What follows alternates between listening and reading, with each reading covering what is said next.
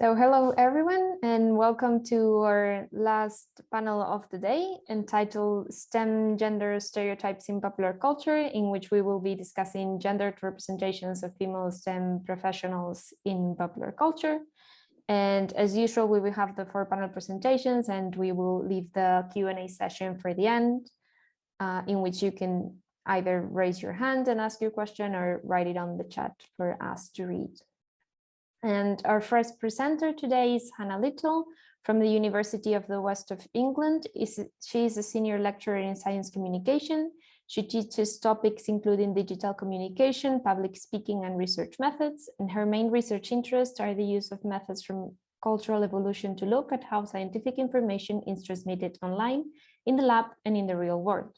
Current research projects are looking at escape rooms, Twitter, and science comedy. She is also interested in representations of coding in media, public understanding of digital rights issues, and language evolution. And she is going to share with us today her work. I am not a woman engineer, I'm an engineer, representations of women coders in the golden age of television. So I leave the floor to you. Thank you very much. Yes, so this is work co-authored with Ariana Olsen, and she sent her apologies for not being here.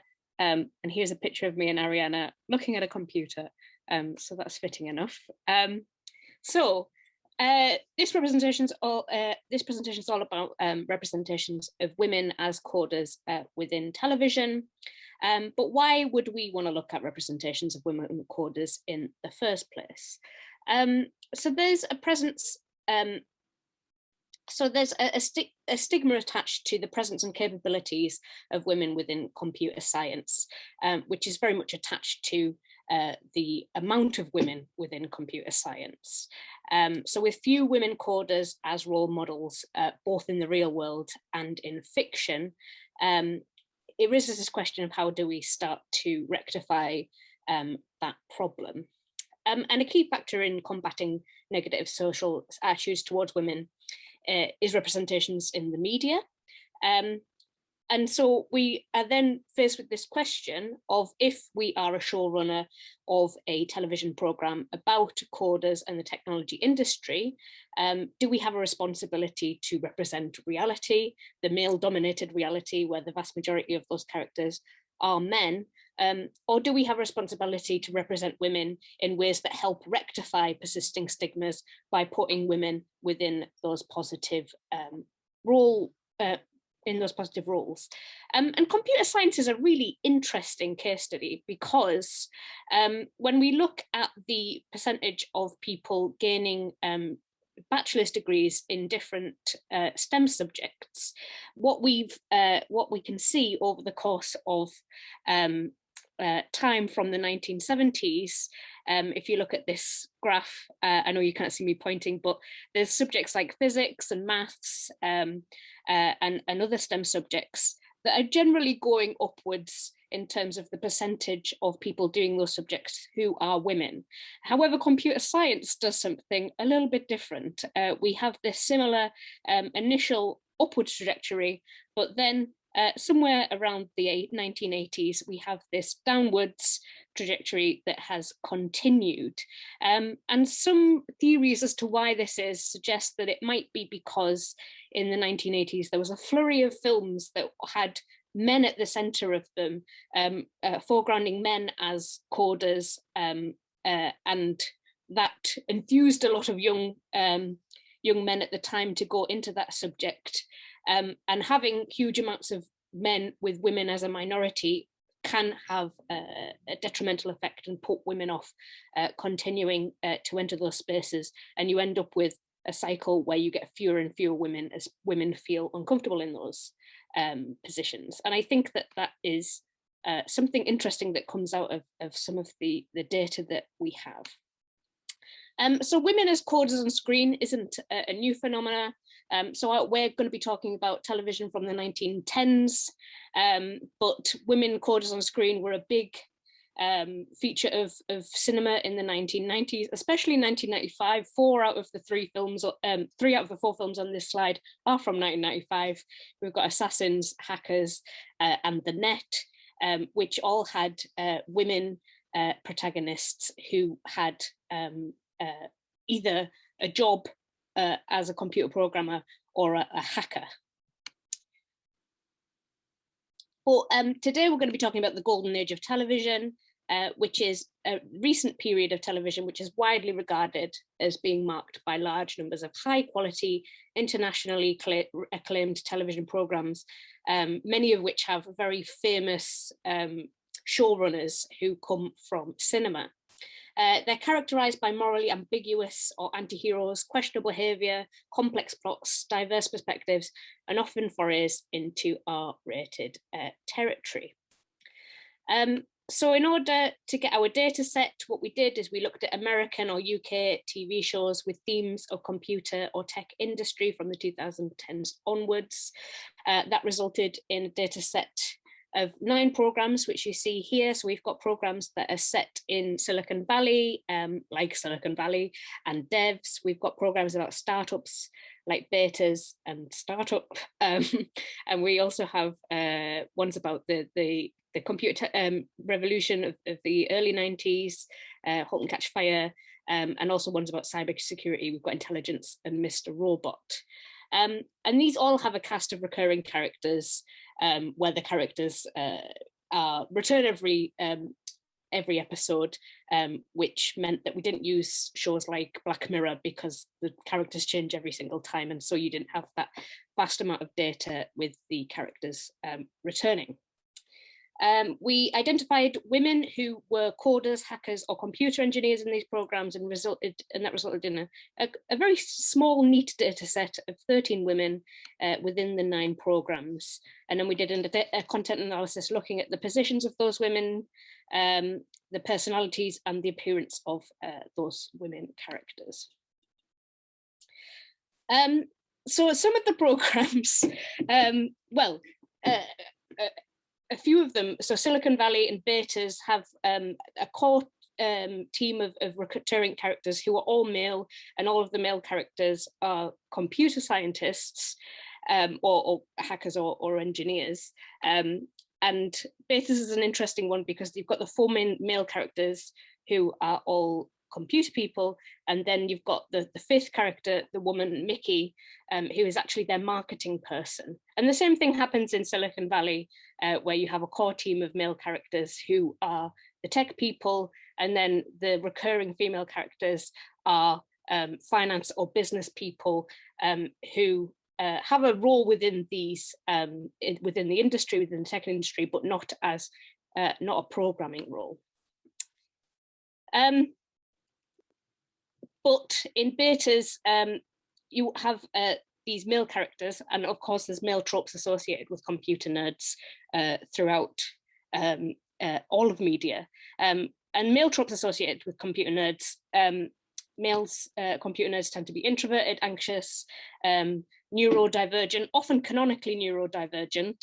They're often overweight, unkempt, they wear glasses, they're pale, they're white or South Asian. They don't represent a masculine ideal, so there's this idea that you can either have brain or brawn and not both. And they're often very young or act juvenile, even if they don't appear young within the show. And within our data set of women, we looked at whether women fit with this trope that was typical of male computer programmers, and found only one example where this actually fits. So this is Mary from Intelligence, who is represented as having very poor hygiene. They're always making jokes about it in the show. She doesn't wear makeup, she wears glasses. She's very unkempt, and what we might think of it as an unflattering appearance. But the vast majority of our women representations didn't follow these tropes. Another key trope that came out was that our women were very brash. They had poor interpersonal skills. And this indicates that women can only be thought to be coders at the expense of stable relationships. So they're either choosing their career or their hobby in computing at the expense of healthy relationships with others. And they're often coded as neurodivergent, but never canonically. So you never have a woman coder who's canonically neurodivergent. it's never said outright, which might have implications for representations or honest representations of neurodivergence within these representations. Another huge trope that came out was a kind of 90s punk aesthetic, which we kind of feel is an easy visual shortcut to signal counterculture. So by punky, we mean they've got short hair, it's coloured hair, they often have piercings, it's an androgynous look, it's defeminized. Every single representation of coders within this data set were skinny and not curvy in a feminized way. So they were more masculine coded in their dress, in their hairstyle, in their body type, and also in their attitude and emotions. And this can often conjure associations of gender fluidity, neurodivergence, and also queer identities. So these are all of our, what I'm calling skinny punks, who have this very 90s punky type identity. These characters are often also sexualized in a way that male tropes of computer programmers are not. And I think that the idea here is that to be accepted within the male-dominated world of computers, these characters can't be feminine, but then in order to be within our media on our screens, they still need to fit into an acceptable window of non-conformity that preserves conventional ideas of attractiveness, and they're also quite sexualized. So a lot of these characters are very promiscuous. They are often seen flirting on screen or having intercourse on screen, as kind of fits with the R-rated themes of the golden age of television. But this is often not the case with male characters who are hackers or computer programmers. There was also themes of specific races being overrepresented within our very small data set. So the vast majority of characters were white, and we also had 3 East Asian characters. We had 1 Latina character, Izzy Morales from Startup, and 1 Middle Eastern character, Trenton from Mr. Robot. And interestingly enough, these 2 characters were very much outliers in terms of fitting into other tropes that we identified. They were the characters that had the least recurring characteristics amongst the other characters. So it's almost as if their race makes them outliers, but also their appearance, their personality, and how they respond to other characters within the shows also makes them outliers. Another trope that we identified is the women in charge trope. These are white women. They're often more feminine, seem to be intimidating or quite reserved in terms of sharing their emotions or personal lives. And the idea here being that women with powerful positions can be a little more traditionally feminine, but at the expense of pathetic or nurturing tendencies that we might associate with female characters elsewhere. And I think that this isn't really a trope in coding or computer science or even STEM fields. I think this is just a trope that exists across the media for women. And we also have the Asian and nerdy trope, and we didn't identify this. This is a recurring theme in the literature. This quote down here is from a Guardian article where Asian American actors have been saying we're the geeks, we're the prostitutes. We're very restricted in the roles that we can play within the media. Another trope that came out was that the women characters necessarily had to be the best coders. Often in the dialogue, they were identified as the best person for the job. This is the best coder I've ever seen. She's incredible. And this is a trope that I think has real implications when we think about how all of this work relates to ideas of what women can be in the real world. So I'm just gonna, I think I have time to show you this video. If you can't hear it, please tell me. But I think that this video, which is a small clip from the show Silicon Valley, I think illustrates quite effectively how the detriment of women needing to be the best in order to take these roles, how detrimental that can be. Richard, nice interview of the day. Dinesh Guilfoyle, this is someone you guys recommended I contact. Carla Walton? Yeah, we hung out with her a bunch at the last SF Mid-Tech meetup. Her code is fucking great. She was head of engineering at Earcast? She was engineering at Earcast. She built that whole system on her own. You know what else excites me here? There's a distinct overrepresentation of men in this company. Look around. I think it would behoove us to prioritize hiring a woman. I disagree, OJ. We should hire the best person for the job, period. And Carla's one of the best. Right. Let me rephrase. I think having a woman in the company is important, but hiring someone only because they're a woman is bad. I would never compromise Pied Piper. Okay, but just to be clear, our top priority is to hire the most qualified person available, right? Of course. But it would be better if that someone was a woman, even though the woman part of that statement is irrelevant. Exactly. It's like, we're the Beatles, and now we just need Yoko. That's the worst example you could have used. I'm using VP9 ABR to reduce bits and using WebRTC to carry the bulk of the load via P2P. So basically, I pay for one tiny ass outgoing stream, and the user's ISP picks up the whole tab. The users pay for all that bandwidth? Not you? Wow. That could save us a ton of money. Yeah, shit ton. And do you think you could integrate it into our platform by January in time for CES? Look, I'm not going to get in your way. You design the engine, I just assemble the car. I can have an alpha that up in a solid weekend of hacking. Wow. Cool. Plus, I can count on one hand the number of people on Earth who can handle sitting in a room with Dinesh and Guilfoyle all day. So. All of that. Plus, you're a woman.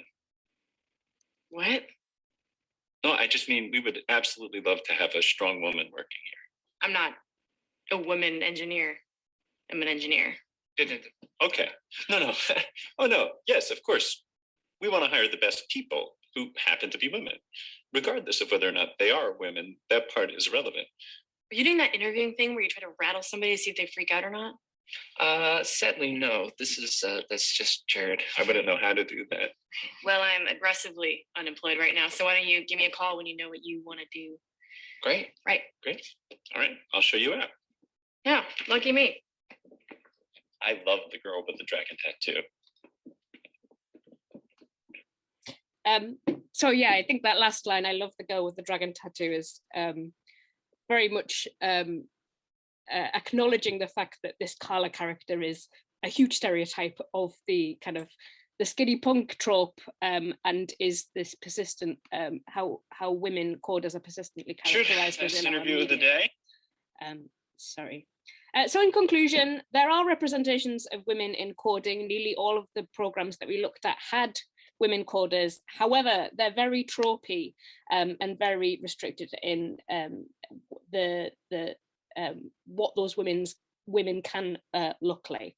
And representations can feed into what we think coders can be, which might have implications for people who don't fit into those tropes in terms of their gender representation or their race, or their behavior and how they relate to other people. And there seems to be this implication that women who code are less feminine than other women, and therefore STEM is better suited to people with certain male traits. So even though we have these representations of women, it might be reinforcing the fact that STEM is a man's world and you have to be masculine in certain ways in order to fit into that world. And also to what extent people and also what people expect from coders. So people may expect women to behave in certain ways, and that can have detrimental effects within workplaces. For instance, if you have one woman in a company or one woman on a computer science course, and the representations we see are women being promiscuous or aggressive or whatever it is within these shows, that can affect what the environments for those women look like, because people expect them to behave in certain ways, which might be create environments that are very uncomfortable for them. So yeah, that's it. That's the end. Sorry, I ran over slightly. Thank you very much, Hannah, for that very interesting presentation on the tropes. I'm sure there will be a lot of discussion among the presentations because they're all seem very connected. We're gonna move on to Irena Jurković. She's a PhD student at the University of Zadar. Her research interests include contemporary cultural studies, gender and sexuality, popular culture, and 20th and 21st century American literature. In particular, her PhD research seeks to interrogate the interaction between neoliberal discourses and representation of gendered bodies in contemporary US popular culture. And she's gonna present her work entitled Girly and Geeky, Female Nerds and Negotiations of Femininity in Contemporary Television. Okay, thank you very much. So I will take somewhat different position than my colleague. I will talk specifically about the rise of the female geek, who has become particularly present figure in US television in the past decade. As we are all well aware, in recent decades, images of geeks and nerds have become increasingly visible in media.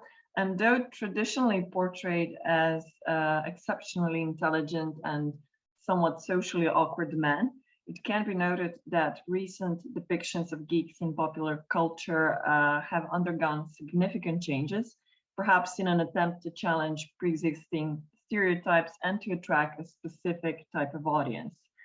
So given that being a woman and a geek is at odds with traditional discourses on femininity and depiction of geeks, it seems particularly interesting to investigate whether and how do characters of female geeks challenge or perhaps reaffirm gender stereotypes.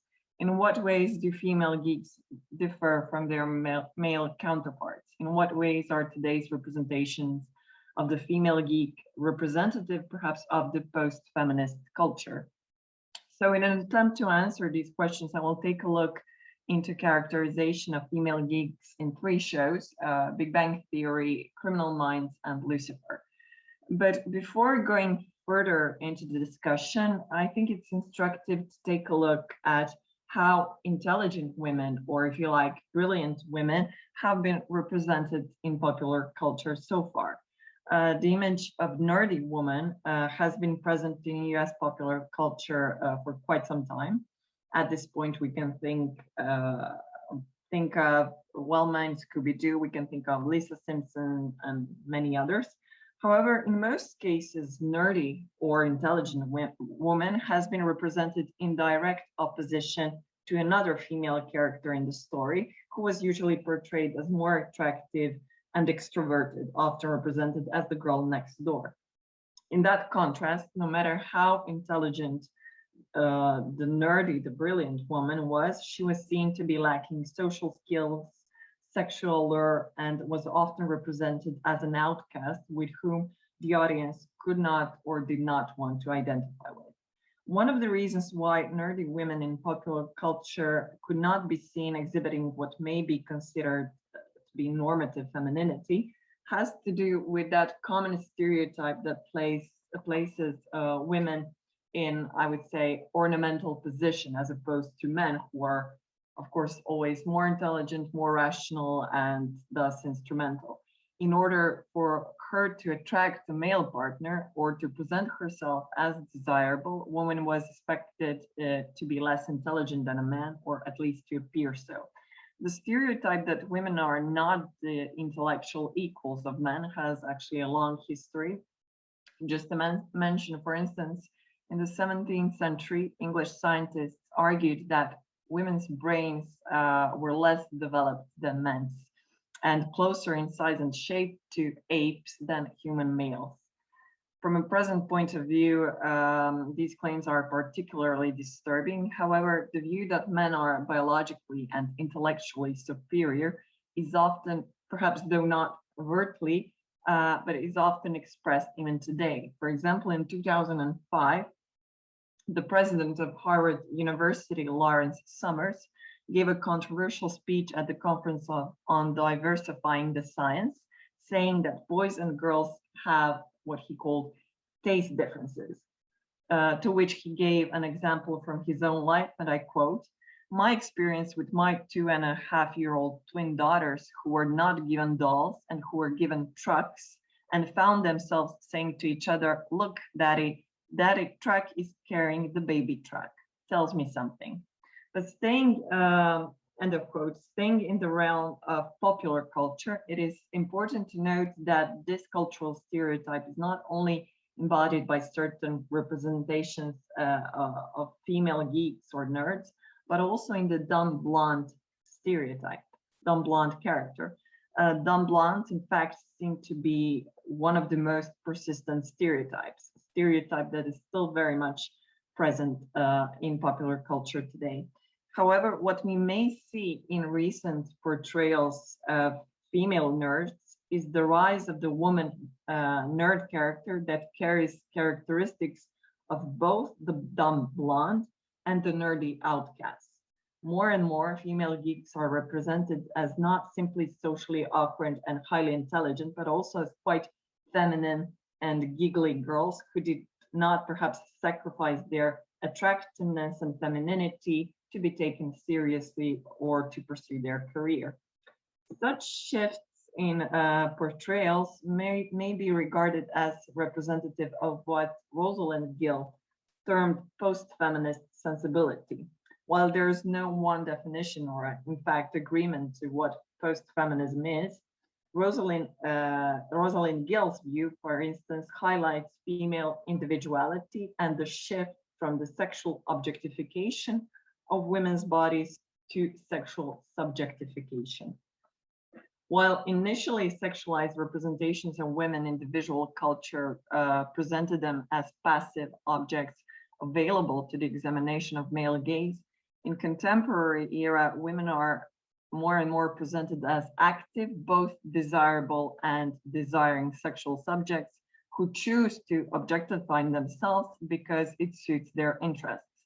In other words, the post-feminist sensibility represents what may be considered as modernized femininity, in including what Hilary Radner termed a new technology of sexiness. That is, practice in which sexual knowledge and sexual practice are central. Also central to the post-feminist representations are ideas about personal choice, about being true to oneself and pleasing oneself.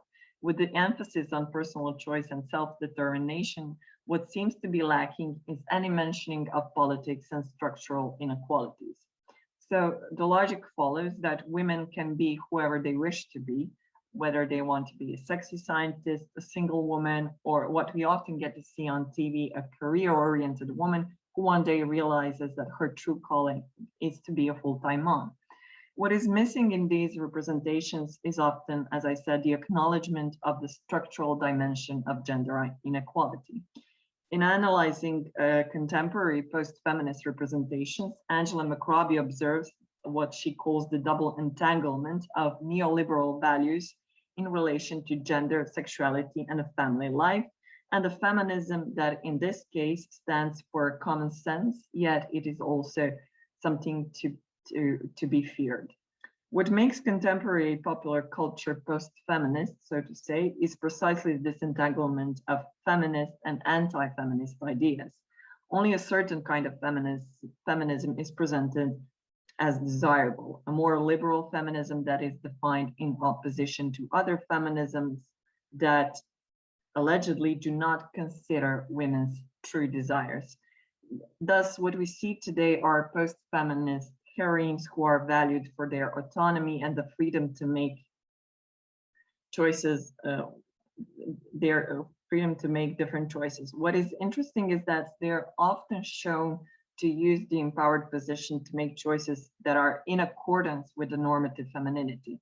As Angela McRobbie observes, they choose, for instance, white weddings, downsizing, giving up work, or taking their husband's name on marriage. So these ideas, to a certain extent, I believe, are present in the fiction of women geeks in 3 television series I will refer to: Big Bang Theory, Criminal Minds, and Lucifer. While the Big Bang Theory centers around a group of geeky male friends, it also features 2 women scientists who happen to be romantic interests of the main characters. 2 female geek characters on the series, Amy and Bernadette, are characterized principally in contrast to Penny, an embodiment of the dumb blonde stereotype. Bernadette and Amy, though being romantic interests of the male characters, as is Penny, the two of them do not actually occupy the central position in the narrative. Unlike Penny, whose life is central to the plot, Bernadette and Amy are introduced through their friendship with Penny and other characters. As I mentioned earlier, that positioning of female geeks in contrast to the more attractive and sexually active woman is quite typical. However, what is interesting in this particular example is the positioning of Bernadette somewhere between Penny and Amy. In a sense, Bernadette can be seen exhibiting both traits of normative femininity, recognized in Penny, and characteristics seen as typical for geeky outcasts as recognized in character Amy. Unlike Amy, for instance, Bernadette is represented as more attractive, quirky, and socially skilled. And as a post-feminist female geek, her femininity is represented as principally bodily property. Her boyfriend, Howard, objectifies her constantly, as he, in almost every dialogue, takes the opportunity to comment her breasts. Bernadette is also shown not in a lab coat, but in cute flower outfits that further emphasize her curvy figure and cleavage. The show also emphasizes Bernadette's sexual desire, as well as her desire to be a mother and a wife. In other words, desire to exhibit normative femininity. On the other hand, unlike Penny, Bernadette holds a PhD in microbiology, and while at first she's introduced as a waitress, she quickly finds a suiting job in a major pharmaceutical company. Still, we rarely see Bernadette in a professional environment, and she rarely speaks about her job to her friends, which can be read as part of the erasure of her identity as a scientist. However, positioning of Bernadette, her interests and desires, serve to remind us of her individuality and her autonomy. Bernadette is empowered not because she holds a PhD, nor because she's a mother, but because she chose her own life. Taking into consideration all three female characters on the show, but particularly Bernadette, the message is clear. Women can be whoever they wish to be, whether they wish to pursue their career, to be a stay-at-home mom, or both. It is their own choice and an act of self-empowerment.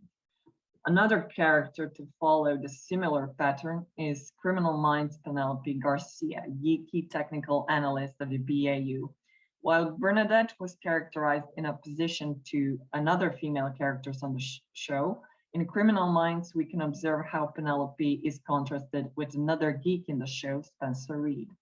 While Reed is stereotypically depicted as a socially awkward geek, his physical appearance does not distinguish him from other male characters. Though being geeky and often misunderstood, Reed is nevertheless defined primarily by his intelligence and the ability to identify clues invisible to other ordinary agents. On the other hand, Penelope Garcia, though being an IT mastermind, the focal point of her characterization are her fashion outfits and her flirtatious relationship with another agent. It is precisely her flirtatious relationship with Agent Derek Morgan that functions as a comic relief. Morgan and Garcia's conversations are filled with sexual innuendos, while he refers to her as baby girl, hot stuff, and so on, and she calls her a burning glove hunk and boo. However, even though her eccentric fashion choices accentuate her physical body, Penelope is somewhat less sexualized than Bernadette, being portrayed in childlike manner common for the representation of geeks. In a sense, her unique fashion sense separates her from mainstream culture and from the other characters on the show, thus purposefully positioning her as other. However, Penelope also represents the not so marginalized post-feminist ideas, such as the idea that women dress in a particular way to please not others but themselves. According to this view, women are completely free agents, and their look, no matter how sexualized it is, for instance, is the result of their desires. So being highly intelligent, professional agent, yet quite feminine and quirky, and also the most vulnerable and emotional character on the show, Penelope Garcia follows the feminist logic, so to say, logic that at the same time incorporates, revises, and refutes feminist ideas. And finally, I would just briefly mention another female geek character on TV, that is Ella Lopez, a forensic scientist in TV show Lucifer. Ella Lopez is particularly interesting as she embodies several contradicting traits and ideas. She is a forensic scientist with a lovable and childlike personality. Similar to Penelope Garcia, she's more of an emotional support to her colleagues than simply their co-worker and LAPD's geek. As was the case with other female geeks we mentioned today, the primary point of her characterization are not her forensic skills, intelligence, or her education, but rather it is her faith, her Catholicism, and naive and lovable personality. There she's a scientist, Ella believes that certain life events, even crimes, cannot be explained relying solely on science, as she believes they're part of God's plan. And while her faith and innocence can be seen to serve the role of highlighting Lucifer's angelic purpose, they are also testament to her individuality, as Ella seemingly did not give up on her religion, her Mexican background, and her family in pursuing a career as a scientist. Her background, being raised in a poor neighborhood surrounded by criminals, as well as her physical appearance and personality, seemingly do not go hand in hand with her profession. Nevertheless, Ella's skills are never being questioned on the basis of her fashion expression or religion.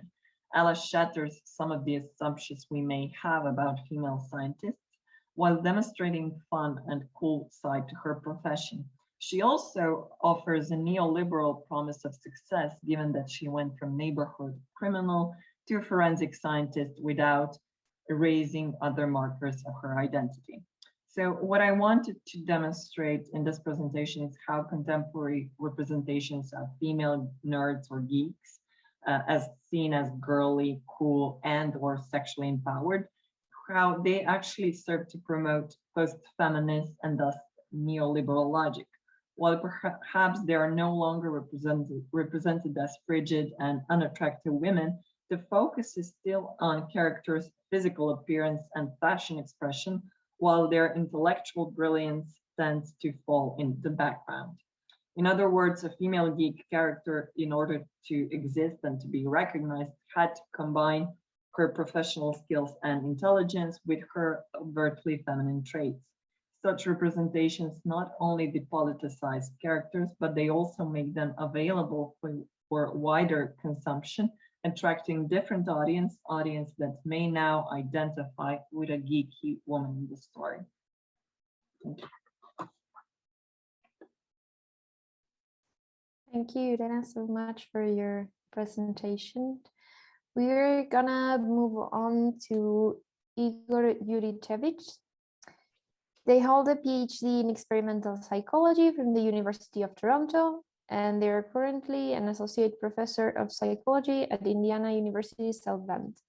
Their research focuses on metaphoric picture perception, especially in comic art. They pioneered the approach outlined by the corpus analysis relevance theory, allowing analysis of comic art to illuminate cognitive processing.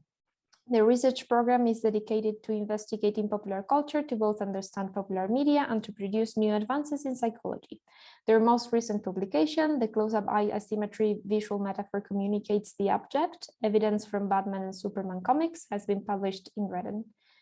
And we have them here today with us with Comic Book Superheroes versus STEM Gender Stereotypes, Closing Gaps in the New Millennium.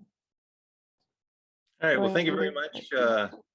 Thank you very much for this opportunity. So this is Comic Book Superheroes versus STEM Gender Stereotypes, Closing Gaps in the New Millennium. So what we're going to look at today is how are STEM skills represented in comic book superheroes, and then how did those representations change over time? So we'll start by taking a look at what is the typical scientist stereotype. So studies have been done where people, psychologists simply asked people, what do you picture when you think of a scientist? And some characteristic features that came out are reflected in a lot of the scientists and characters that we find in superhero comics. So things such as being male, so Bruce Banner and Peter Parker, both male, the lab coat on Bruce Banner, eyeglasses, facial hair came up. Neither of them have that, but it is also a typical stereotype. Loner, importantly, where it's a single individual working without a lot of social connections. Not surprisingly, also shows socially awkward, limited social life, dissociated from communal goals, and then importantly for our purposes in this talk, infatuated with technology, genius, and importantly, inborn brilliance. So not just a developed genius, but a sort of inborn natural ability that is somehow special. So that's a science stereotype. And stereotypes have this quality of inviting people in that fit the stereotype and keeping people out that do not fit the stereotype. And that can be changed importantly by either affirming or denying the stereotype. So I'll just very quickly mention a study that was done by Ariana et al., where they asked women, what is their interest in computer science? So these were college students. What is your interest in pursuing computer science? And women that read a stereotype affirming article had very low interest. But if they read an article that basically said that stereotype is no longer the case, it's no longer the case that scientists fit that stereotype, their interest in pursuing computer science went way up.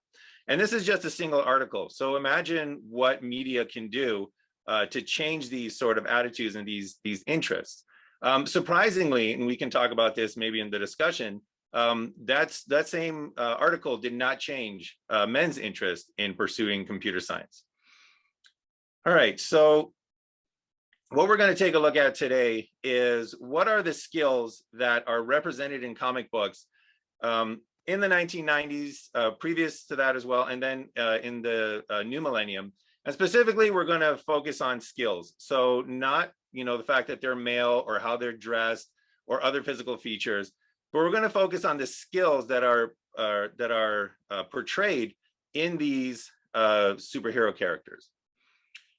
So the skills we're going to take a look at, we're going to break them down into two separate categories. And these are the hard STEM skills and the soft STEM skills.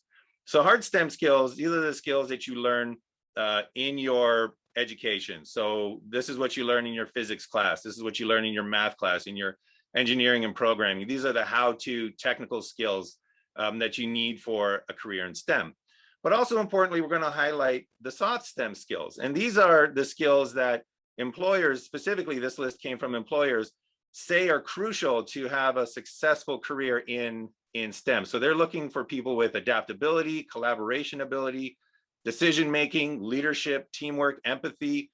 And these are not skills that are necessarily taught in courses, right? So we don't really usually have a course in empathy, and people don't usually major in teamwork when they get their degrees. So we're going to take a look at powers that map onto those skills and then see how they're represented in superheroes that debuted before 1991 and then ones that debuted after 2000.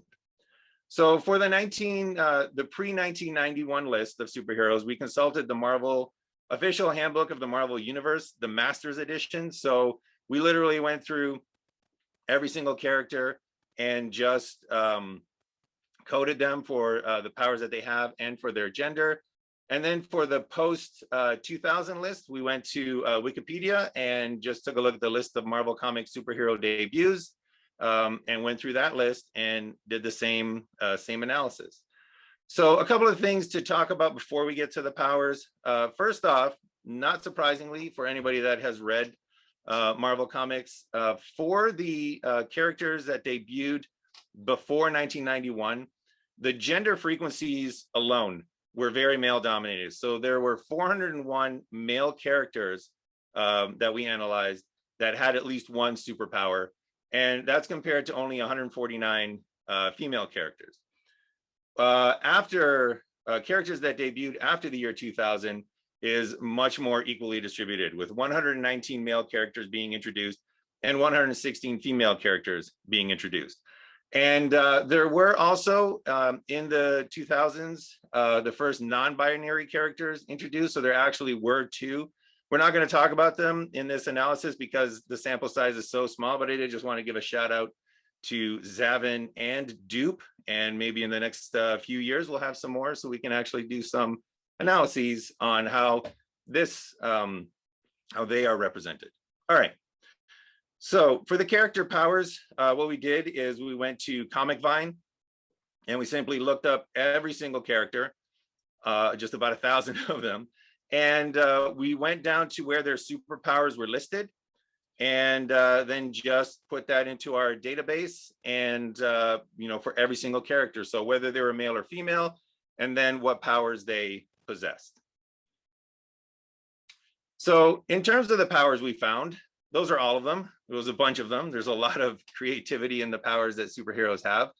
But importantly, not all of them really touch on the STEM skills that we mentioned before. So we identified ones that do touch on the STEM skills, and then we mapped them onto whether or not they are the hard STEM skills or whether they map onto the soft STEM skills. So importantly, for the hard STEM skills, we looked at the products of these hard STEM skills. So nobody had the power of mathematics. Nobody had the power of statistics. However, they did produce the products that you need these skills for. So things like animation, being able to bring things to life, like an AI in robotics, electricity control, electronic disruption, electronic interaction, gadgets, the making of gadgets, the use of gadgets, cybernetic implants, insanely rich. That is a hard STEM skill, and we have the data to support it. So I put it in there. Power item, power suit, and technopathy, which is just this innate knowledge of, or the ability to do things technological. And then for the soft STEM skills, we have the other superpowers. So adaptive speaks to the skill of adaptability. Leadership and telepathy speak to collaboration. Professor X is really good at getting his team together. Communication, emotion control, omnilingual, and telepathy map onto that, and so on and so forth for all the soft STEM skills as well. So these are the powers that we put into our analysis, the powers that we were going to take a look at. So next, we calculated the gender bias for each of these powers individually. So just to give you an example of how that worked, this is the gender bias calculation for gadgets. So we would code how many or what percentage, because the gender distribution for the 90s was so skewed, we coded what percentage of characters, male or female, had each specific power.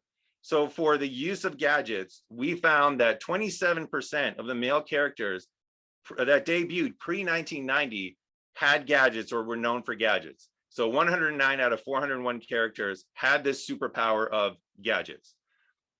Compare that to only 15% of female characters that debuted pre-1990. So to code for this gender bias, we simply took the male percentage, subtracted the female percentage, and we end up with a 12% male bias for gadgets. For the characters that debuted after the year 2000, for the male characters, 16% of them had gadgets. For the female characters, also 16% of them had gadgets. So in this case, the calculation would be 16 minus 16. We would get a 0%, or in that case, no gender bias. So we did that analysis for all of the powers that we found map onto those STEM skills. And then we gave them 2 statistical tests just to make sure that what we're seeing is not due to chance, but it was an actual real difference that was present in the data. And I won't go into too much detail for this, but the powers that were included passed 2 separate statistical tests. The first one, because I just love the name, the Benjamini-Hochberg post-test. And then that was followed by a 95% confidence interval. And only the powers that gave us a consistent finding with both statistical tests were then presented. So we did lose omnilingual and we did lose technopathy. They didn't make it past the 2 analyses. But all of the other powers here had a very consistent story. They had a very consistent result with both of these statistical tests. All right. There we go. All right, so then what we're going to do is we're going to see pretty soon where the different powers fall on this continuity. So right down the middle, that line right down the middle, that is no gender bias. That is a 0% gender bias. If the numbers end up on the left, that indicates a female biased power. So more females than males had that power, or a higher percentage of females than males had that power. And if it's on the right, then it's a male biased superpower in terms of how it's represented. And then we're going to put the pre-1991 characters on the top. We're going to put the post-2000 characters on the bottom. We are going to start with the hard STEM skills. So now, without any further ado. Look at these lab results. All right, here we go. I promised my undergrad I'd put that in there. Okay, so in terms of gadgets, what we're going to represent is we're going to represent the 95% confidence intervals. Now, for those of you that might be unfamiliar with this, this is a range of biases. So this is our best estimate for what the bias is for gadgets here, for example. And importantly for our analysis, if it does not contain that 0 line, that means that it's gender biased. So in this case, we can see that in the representation of gadgets pre-1991, there was a male gender bias. Males were biased more, or it was represented more strongly or more frequently in males than it was in female characters. And that's indicated by the fact that the entire confidence interval is in the male region of our display. However, post-2000, this was no longer the case, where now our 95% confidence interval contains that 0% gender bias. So we can be 95% sure in the 1991s that there was a male gender bias. We can no longer know that, and evidence indicates no gender bias for the post-2000. So gadgets changed in their representation from being male biased in the 1990s and before to not biased post-2000. And then we have a similar pattern of results for power items. So pre-1991, male biased. Post-2000, once again, no gender bias seen here as well. And then that also occurred for power suit. So we can see a change going from 1991 to 2000 here, where these hard STEM skills see a change in their representation going from male bias to more gender equal. On the flip side of that, we also have other powers that started off female biased. So animation, the ability to bring things to life, that was highly female biased in the characters debuting pre-1990. However, once again, in its representation post-2000, it was much more gender equal. And then we also have a few powers, electricity control, that were never gender biased. So there was never a gender bias for electricity control. There was never a gender bias for electronic disruption. There was never a gender bias for electronic interaction. There was no gender bias for implants. No gender bias, surprisingly, for insanely rich. So that was a surprise because I completely expected a pre-1991 gender bias there, but surprisingly, that's not what the data actually says. So those were the hard STEM skills. We're now going to take a look at the soft STEM skills. And in terms of that, a similar pattern emerges, but a little bit different, because now we also have, for example, for adaptive, we have a male pre-1991 gender bias. However, that once again is gone by the post-2000 characters, much more equally represented in terms of adaptive ability. However, soft STEM skills tend to be more female biased in the 1990s and before. So things like empathy, the ability to read somebody else's and identify with somebody else's emotion, that was female biased pre-1991, not biased in the post-2000 characters. And then we get the same thing for, and these are surprising, for leadership. Leadership, this as a skill, was female biased in the pre-1990 debuts, no longer female biased. And also intellect, surprisingly, was female biased, at least in Marvel Comics, pre-1991, and now no longer has that bias. And then as well, we have other skills from the soft skills that were never biased, such as emotion control and telepathy.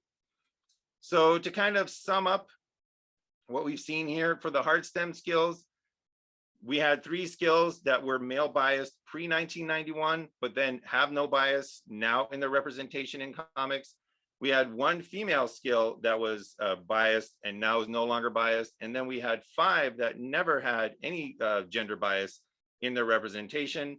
And for the soft STEM skills, we kind of get a reversal of that, where 1 skill was male biased, 3 skills were female biased, with only 1 never being biased. But importantly, and sort of encouragingly, you can see that none of these skills now have that gender bias, at least in their representation in Marvel Comics. So that is the end, or is it? No, it actually is. So I'd like to thank everybody for listening, and there is where feedback can be sent and appreciated. And that's the end of my talk. Thank you very much. Thank you so much, Igor, for such an interesting analysis. We're gonna finish this panel with Lucy Perrott. She's a science communication master's student at the University of West of England, and she's writing her dissertation on the representation of scientists in the Marvel Cinematic Universe and how this influences society's perception of science and who can be a scientist. So we're gonna continue dealing with Marvel, and she's gonna present today Marvel's Agents of STEM, representations of scientists in the Marvel Cinematic Universe.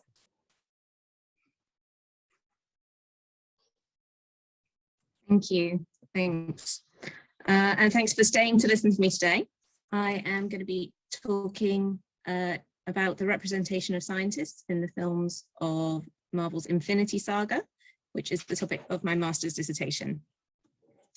So firstly, I'm going to cover some of the theory about other scientists on screen, who's represented and why this matters, then what the Infinity Saga is, who the scientists are, and then how some of the scientists are represented.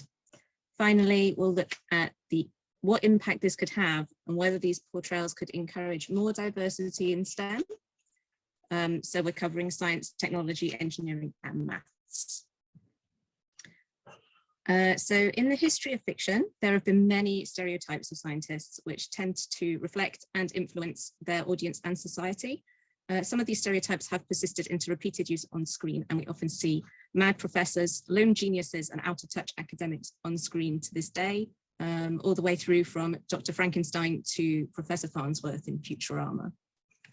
These are overwhelmingly men, which reflects a real-life lack of diversity of people working in STEM. UNESCO reports that women make up under 30% of the world's scientists. So Rosalind Haynes identifies 6 scientist stereotypes used throughout Western fiction. These are all men and are characterized by obsession with knowledge or power, and often indifference to or an inability to see consequences. The 2 most prevalent are the tropes of the absent-minded professor or so-called mad scientists. Stereotypes of female scientists on screen also exist and are distinctly separate. Eva Flicker identifies 6 female stereotypes from films, which frequently portray femininity and scientific competence as mutually exclusive. Female character development in these stereotypes often moves the character away from their science towards a less professional aim of femininity and romance. Characters are often young, professionally subordinate, and defined by their relationships with male characters rather than their science.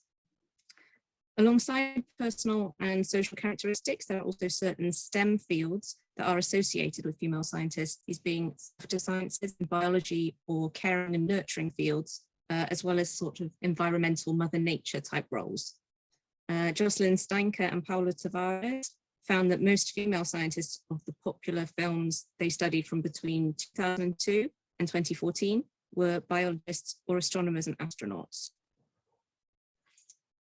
So although entertainment isn't always the primary way people find out about scientific developments, it is a medium which both reflects and shapes opinion.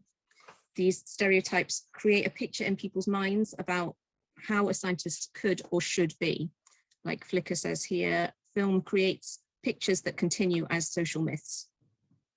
And in studies of US citizens, Pietri et al. Found that video portrayals of Black female scientists may be useful for promoting positive attitudes towards women and ethnic minorities in STEM, and could even change these stereotypes.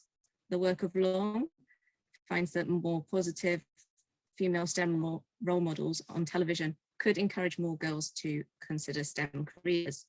So portrayals of scientists in mass media have the potential to either align with and further entrench stereotypical representations, or to depart from these to depict a wider, more representative and realistic view of who can be a scientist, potentially inspiring underrepresented groups. And further, the genre of science fiction has an opportunity to not just reflect realities, but to reimagine creative and diverse stories and characters. So a bit of information now about the Infinity Saga. It's a series of 23 films released between 2008 and 2019, which intertwine and cross over to create the beginnings of the Marvel Cinematic Universe. These films use science fiction, fantasy, and superheroes in individual films and across a wider story arc. Included in this franchise are some of the highest grossing blockbusters ever made, and many of them have scientists playing a major role as or alongside superheroes, wizards, and aliens. It was described in the keynote yesterday as a juggernaut, and I wouldn't disagree with that. As an integrated universe, there's also opportunities for characters to develop further than they would in a standalone film, so more similar to a television series.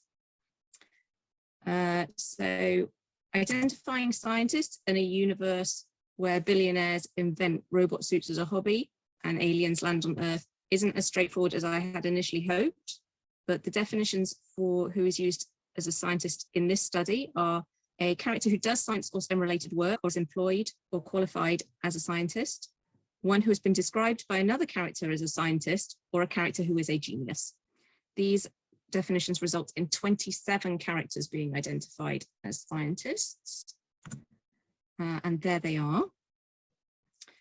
So there are scientists in all but 2 of the 23 films of the Infinity Saga. There's an average of just over 3 scientists per film. That's 27 scientists making 70 appearances in 23 films. Okay, there are their names. So they work in STEM fields spanning engineering, technology and robotics, biology and genetics, and astrophysics, which highlight some of the sectors which can court controversy or highlight the fearful unknown for an audience. Okay, now the scientist character that has the most appearances is Tony Stark. He first appears in Iron Man and then appears another 10 times up to Spider-Man Far From Home, the final film in the Infinity Saga. In some ways, he is the face of STEM of the series. Following him, the next highest number of appearances is Bruce Banner, then Howard Stark, Scott Lang, Eric Selvig, Stephen. These white male characters are also film title characters. And now, so from this graphic, we can see how the appearances of all the scientists tally up. So we've got dark blue is the women, paler green is the men, and the textured boxes are scientists of color. There are 2 female scientists who have 3 appearances each, and that's Jane Foster and Shuri. Shuri also being the most visible scientist of color, of whom there are 4. So we're going to look a little bit more into the female scientists. So out of the 27 scientists, 9 are female, so that's 1/3, but this proportion isn't matched when it comes to the number of appearances. So despite making 33% of the scientist characters, female scientists only make up 15 of the 70 scientist appearances, which is 21%. The specialisms of the female scientists are biology, medicine, genetics, astrophysics, engineering, and a couple that aren't exactly defined. I've color coded them here. So this correlates with the findings I mentioned earlier of previous studies. Over half of them also spend time supporting male scientists emotionally or professionally. So we're going to go on and look at the 2 most visible female scientists. Dr. Jane Foster first appears in the film Thor, which is the 4th film. She also appears in Thor, The Dark World and Avengers Endgame in a brief time traveling cameo. She is mentioned in further films as a love interest of Thor and a potential Nobel Prize winner. She specializes in astrophysics and is described as a world leader.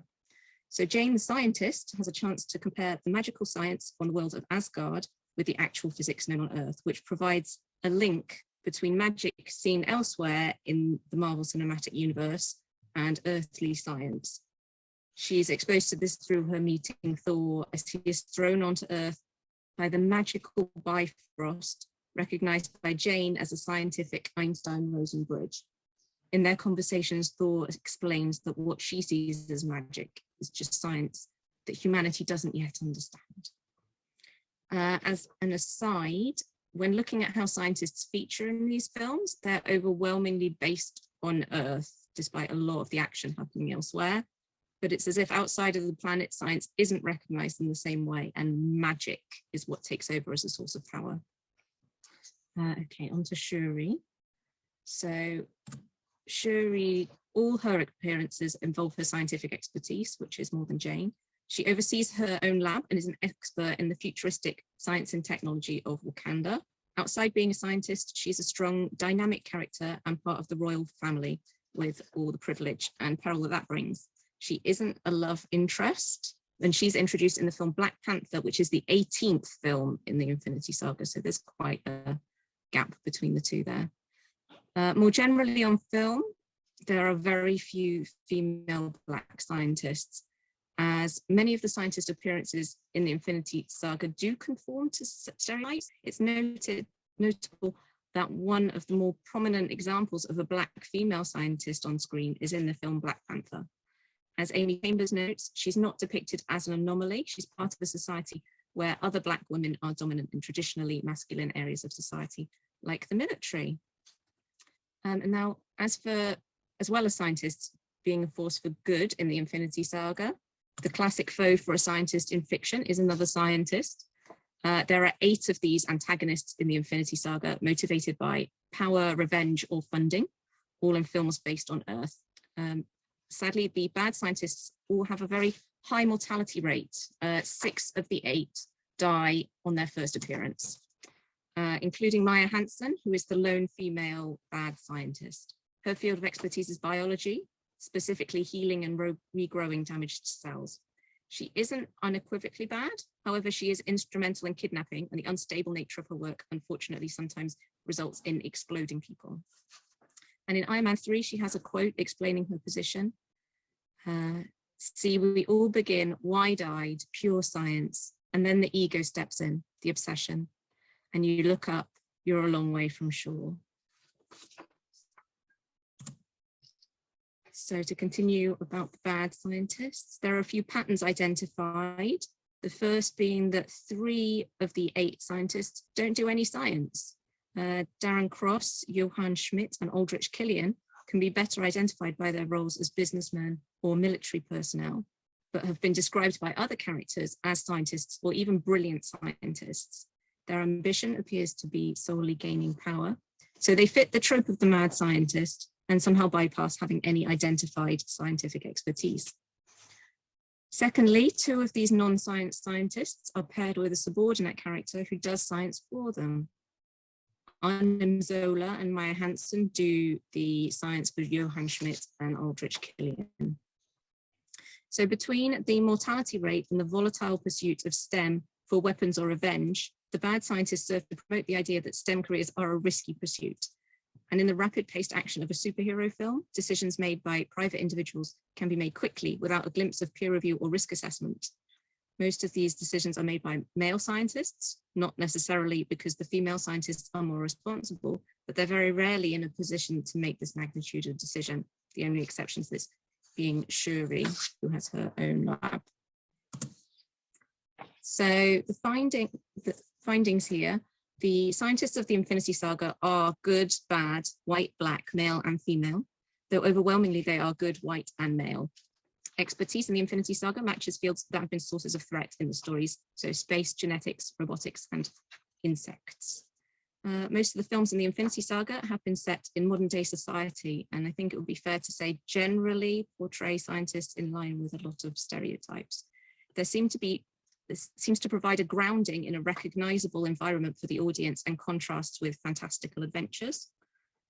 Magical phenomena being identified as a sort of future science by scientist characters also brings a veneer of plausibility. So with some scientists reappearing in many films, it allows a greater exploration of the characters, which in turn offers much more opportunity to deviate from the scientist stereotypes. However, in the Infinity Saga, as we can see from the number of appearances, this opportunity has been primarily reserved for a few of the white male characters, because many of these characters are based on original characters from other sources, perhaps a certain amount of similarity is to be expected. Marvel executives have indicated in interviews that they aspire to a more inclusive, diverse cinematic universe in the future, although so far recurring characters have aligned more closely with the traditional male stereotypes. In the final phase of the Infinity Saga, there are 4 of the 7 appearances of scientists of color and 8 of the 15 female scientist appearances. Shuri's character, representing a doubly underrepresented minority of Black women scientists in Black Panther, is a major departure from the white male socially inept professor. So there are inklings of diversity now, and these are the characters that have the potential to diversify the STEM community of future MCU films and use their influence to erode stereotypes detrimental to underrepresented communities.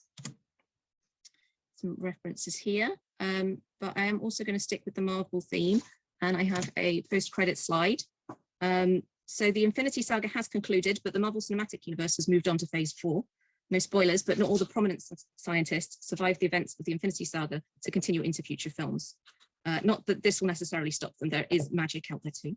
It remains to be seen if the gap they may leave will be filled by more diverse scientists and perhaps even include diversity in gender representation or sexuality, diverging further from mad scientist stereotypes.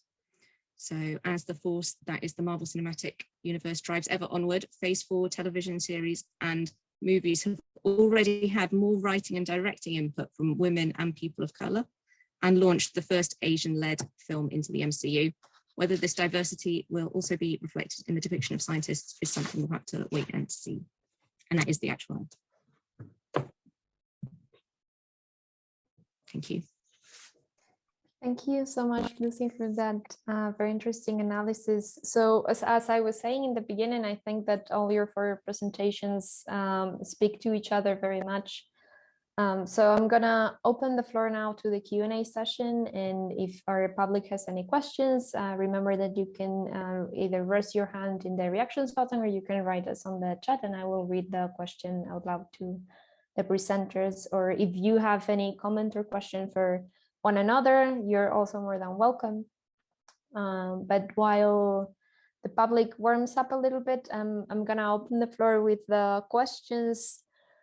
A general question to all of you, and I was thinking about this with all your presentations basically, but especially with Lucy now. She mentioned how at the beginning of her presentation, how these type of gendered representations have a lot of impact on the audience's opinion and even their career choices.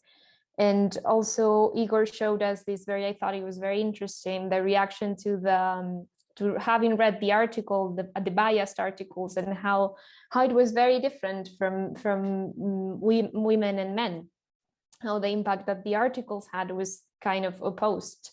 So I was thinking in terms of audience, do you think that all these things that you've been analyzing about gender representation are done with the audience in mind in a way that I think it can be hypocritical in a sense? And I want to point out the short clip that Hannah showed from Silicon Valley, that it kind of plays a joke with the public, like, oh, we know what we're doing, but we're still doing it.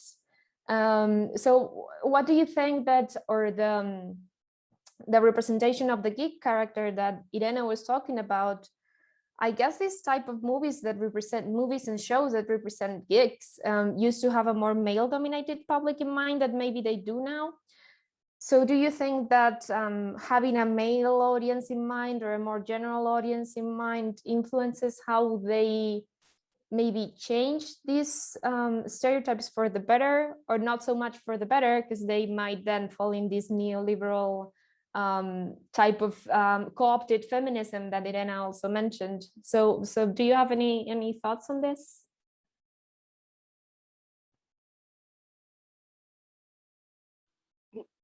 I'll go. I'll go first. But yes, I do have thoughts on it. And I think computer science is a slightly different beast than STEM as a kind of broad, or geekiness, I'll say, as a broad stroke trend, because there's such specific issues with women in computer science and what they think their role is. But I think it's definitely the case with shows like *Halt and Catch Fire*. I think that they have purposefully made half of the main cast women, and purposefully put those women in roles where they have an expertise in technology. And that's even in the context where that's a show talking about history of computer, the personal computer revolution, where we know historically as a fact that the vast majority of players within that history were men. And I think that was really purposeful. But then I think for shows like Betas and Silicon Valley, they've made a really purposeful decision to make women the outsiders, almost in order to make that joke about reality, right? And then the question comes, is that okay to represent reality, to kind of make fun of it because we know that women do employ those roles within Silicon Valley, or is it immoral because it reinforces those roles? And as I did my PhD in a computer science laboratory in artificial intelligence, and the number of, well, there was a few times where people said stuff that was sexist about the capabilities of women, and I called them on it, and the response was, yeah, but you're different, Hannah, right? There's this attitude of you're different, you're like exceptional in terms of women, and you're different because I guess I don't have typical, I'm not typically very feminine. And I think when I was doing this study, I did realize a lot of my personality is a trope, which I have mixed feelings about. But I think it does reinforce those attitude. Like some people just take it as read and use it in real life conversations in order to make people feel that way. And I think that is a problem that needs addressing, and it can only be addressed via the media. Yeah, I'd like to touch on that a little bit too, if I can. So you brought up, or Laura, you brought up the study that I showed where reading the article, it's literally just a few paragraphs of an article, changed the women's intention of going into a STEM field.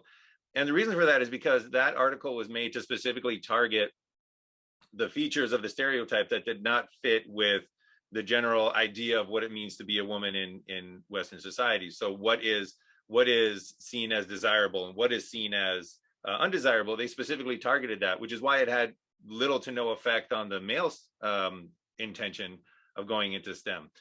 Now, one of the things that I really see as a challenge, and why this representation is so important, is number one, diversity in science is incredibly important, simply to do better science, right? So if I have a team and it's filled with people that think like me, I can do that alone, right? Because I think like me. I need people who don't think like me, and people from different backgrounds with different experiences, they think differently. And that's why we want to invite people, which is why we want to get rid of that stereotype that is shoving people out. So we can say, oh yeah, we're being inclusive and please come join us as much as we want.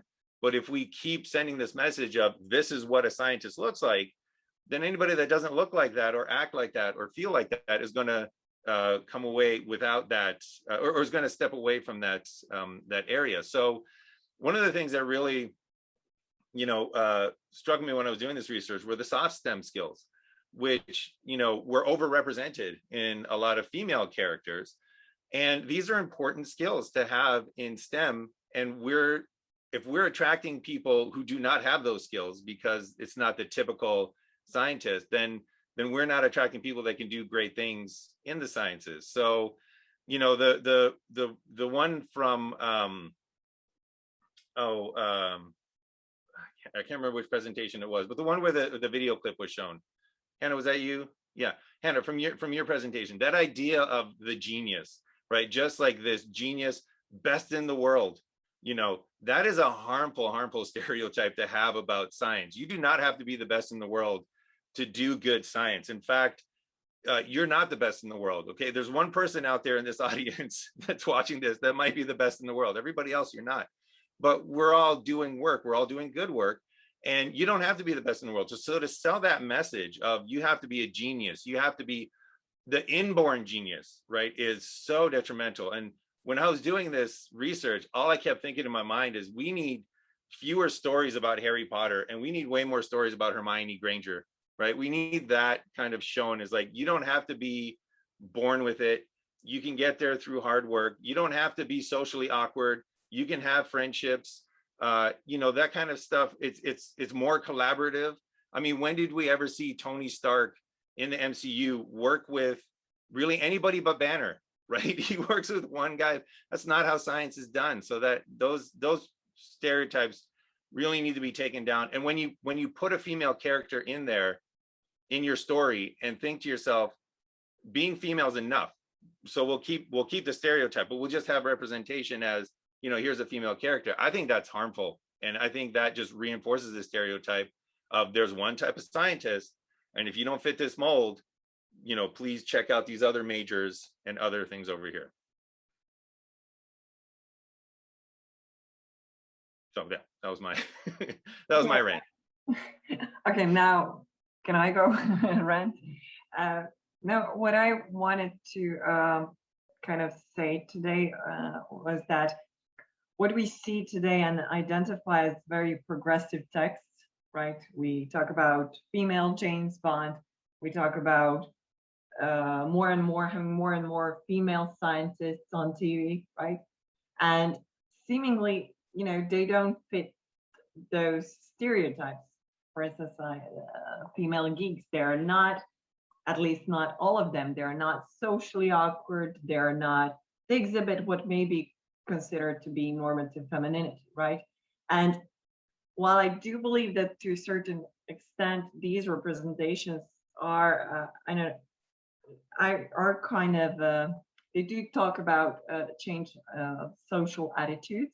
I think they're also trying to attract different audience, wider perhaps. It's all about the money in the end, right? They're trying to, there's a neoliberal imperative and all that. And by that, I think they're reproducing perhaps another ideology, another set of stereotypes. Because when you have, I don't know, sexy forensic scientist in high heels who has three children, 3 daughters, for instance, something we see a lot, but who's a career-oriented woman, she can have it all, right? It's not, I believe it's not progressive in a sense that it sends a harmful message. You know, it kind of erases any hint of politics, any hint of structure. It's just a matter of whatever you want to be, you can be. It's a matter of personal choice. I think it's harmful in a sense, in the same way that it is harmful to suggest that you have to be born with a certain talent, right? With a certain brilliance, okay? But this is another set, but this is kind of in opposition. Yes, you can work to it, but to reach something, but it's kind of different when you're, I don't know, Latina, when you're, you know, Black, when you come from a, I don't know, perhaps lower income family and so on, when you have children, when you're a woman, okay? And what we don't see in many of these new recent portrayals is the acknowledgement of any structural inequalities. So I really wanted to address that contradictions, you know, where we're inclined to praise, you know, this gender rewriting, right? What we have, you know, female Ghostbusters, female James Bond. It's okay, something is changing, but let's see what's another message those representations are ascending. Okay, so.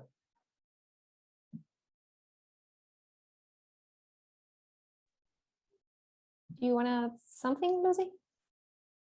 If I can just touch back on the genius thing, I think it is really harmful. You don't ever want people to think, oh, I don't know something, so I can't be a scientist. That's not a message you want to portray at all.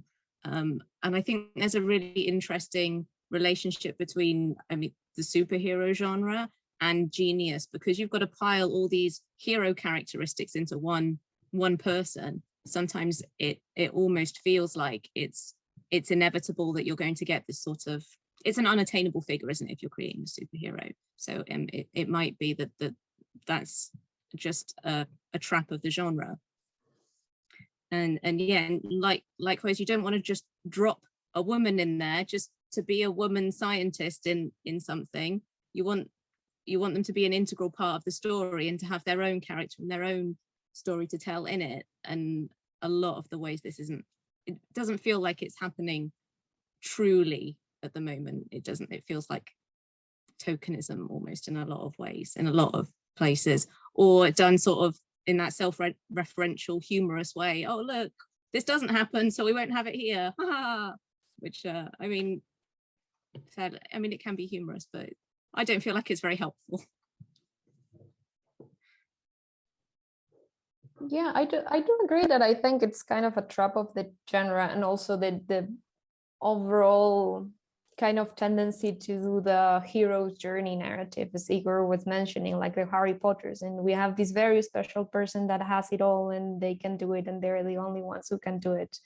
And but I think that with gendered stuff it gets much harder, because sometimes it happens that, right, you're the token woman and there's only one woman and you have to be even more special than that.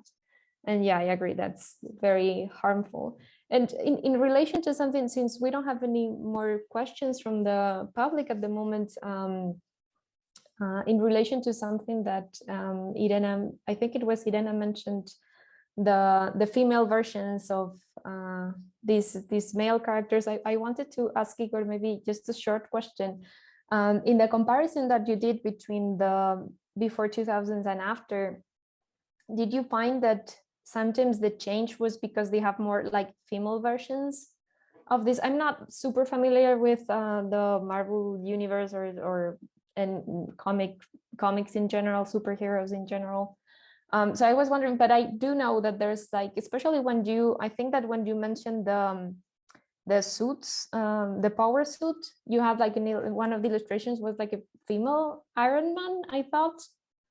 Yeah, and that made me wonder if this was because there were more like female versions of those. Well, I mean, one of the challenges with the post 2000 is that we are drawing on a smaller sample size. So some of the powers only had like 5-6 examples of that. You were what you were mentioning are the legacy characters, the ones that Marvel introduced a whole bunch of characters that were the new version of older characters. So the one you were looking at was she was the new Iron Man. Her name was Riri Williams. And another one that I showed for implants, that was X23, and she was the new Wolverine for a period of time, until there was pushback, and much like Lucy was saying, because it felt like tokenism, it felt like, you know, a diversity for just the sake of diversity instead of creating these new characters. So but those were not as common as new female characters that were not obvious redos of other characters. I mean, it is difficult to come up with new characters, especially ones that take off. The stickiness of characters in our culture these days, for ones that debuted within the last 30 years, there's not a lot. You know, there's Miles Morales as Spider-Man, I think has broken through. Spider-Gwen has broken through. Harley Quinn is probably the lead example. Venom, I think, if you go back to the 90s, but it's hard to come up with new characters that are really making it into that that place. But in terms of the female characters, there weren't that many that were just different versions of male characters.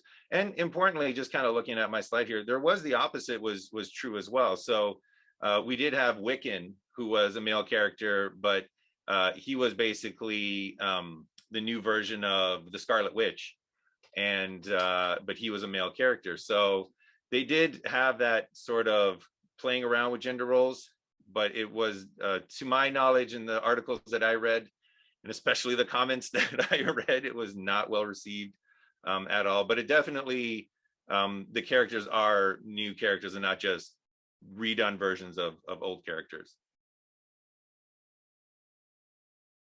Thank you so much for your answer. We do have a question in the chat now. It's from Cora. She says, thank you to all the panelists for awesome talks. And I have a question to all, which was inspired first by Hannah Little's presentation, but came up repeatedly. How do the androgynous representation of female nerds, skinny, punky, nerdy, and their sexualization coexist? Is that not a contradiction? I think it has the potential to be a contradiction, but I think that all of those characters, it's almost like they're just androgynous enough to be seen as part of counterculture and be seen as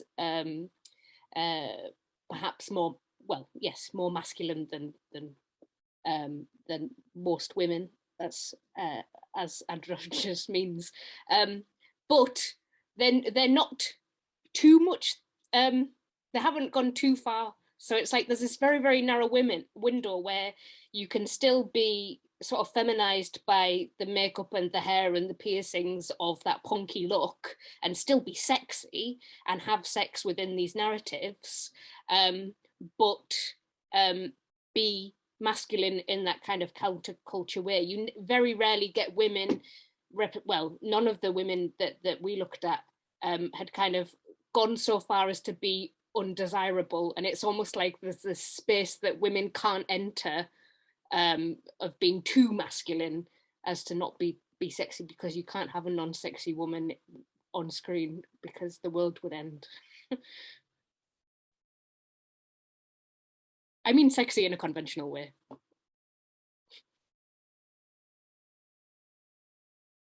Does the rest want to add something, since the question was extended to all of you, if you want to pitch in? Ben? It seems to me that no matter they're androgynous, in a way, or highly sexualized, or even portrayed in a kind of childlike manner, as we saw with the case with Penelope Garcia that I mentioned, they're always objectified more than their male counterparts, and their expertise, it's pronounced, but it's kind of in the background. When we meet those characters, they're always, what we were introduced with is their fashion expression, their breasts, something, or their quirkiness, their outfits, whatever. But they are, how to say, the fact that they are experts in a certain field is a plus. It's not, central. It's not a focal point of characterization. So they are objectified, maybe in different manner.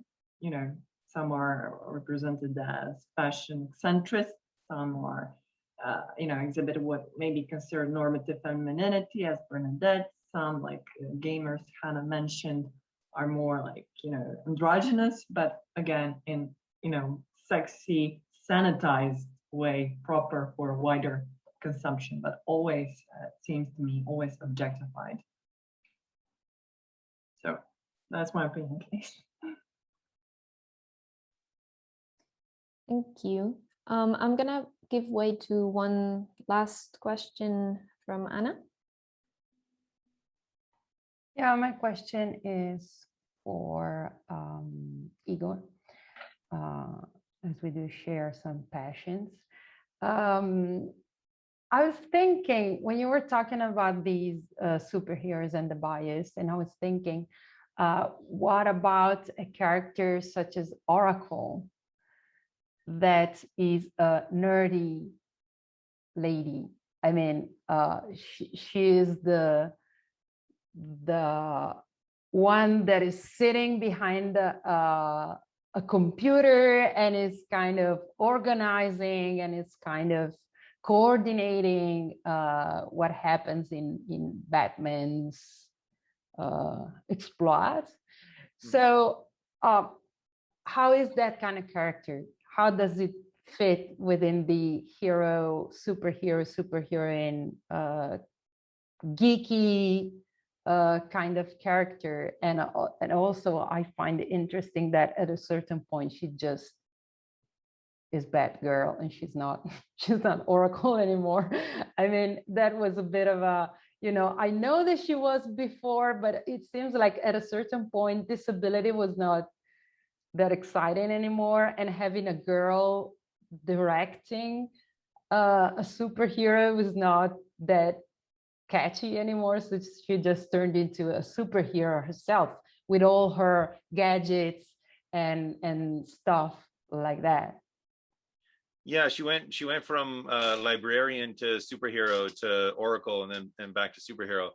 I think you might have touched on it in the sense that there is a sort of change in what kind of superpowers I saw represented in general in terms of the change over time.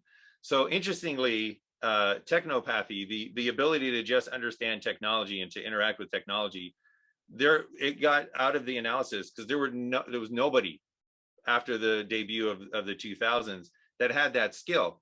And I think partly that comes from the fact that we all kind of have that skill now. I mean, we can do with our cell phones and with our computers what would have looked, you know, magical back in the 90s. So that certain, I think, abilities kind of change in terms of their impressiveness, you know, over time. So I think that might have happened to Oracle, and you know, where she was just, what she did just didn't seem that special anymore. And I guess bringing her back as Batgirl was the choice that was made. Yeah, it's interesting how those kind of shifts change when you're taking a look at the superpowers. But yeah, it was an interesting character, and actually it was kind of a shame that we don't have Oracle anymore. It was like I understand your point. It was like using a computer very well was not exciting anymore, and being able to browse and to keep an eye on so many things was not something extra, something super. So I guess they just, you know, went back to grappling hooks and batarangs for her. Yeah. And it's also interesting where there does seem to be this real kind of push and pull between what's kind of being inclusive and what's inclusivity and what's tokenism, right? So how do you draw that line, or how are you respectful? And oftentimes it really seems a case where rather than making the person just be that person, they make them the issue. It's about that particular minority aspect, you know, that they have.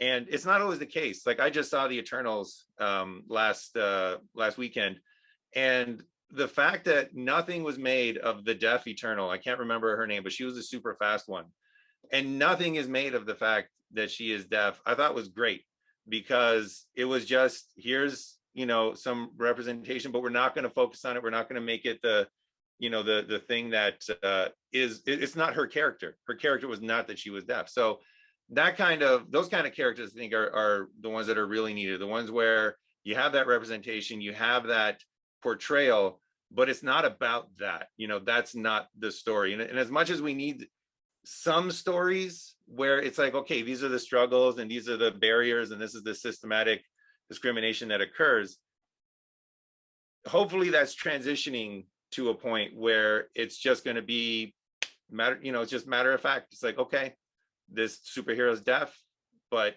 they're super fast, and let's watch them beat up that other superhero. No spoilers, but she does get involved.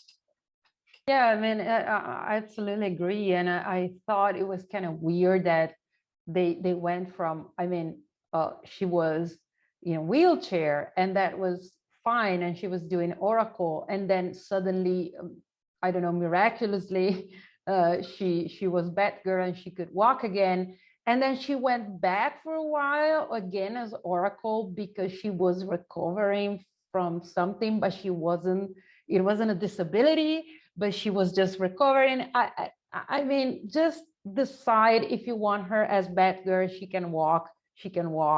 And if you want her as a person that is a genius and that she's very good, but she's in a wheelchair, leave her, do her thing. I mean, it was just a bit confusing, I think. And I don't know, as you say, what is the point to have her back in the wheelchair for like 3 months? I mean, makes no sense. Is that because you want to show that you didn't take her off the wheelchair because disabled is bad? It was just weird. I don't know. Yeah, I agree. Mm-hmm. Thank you.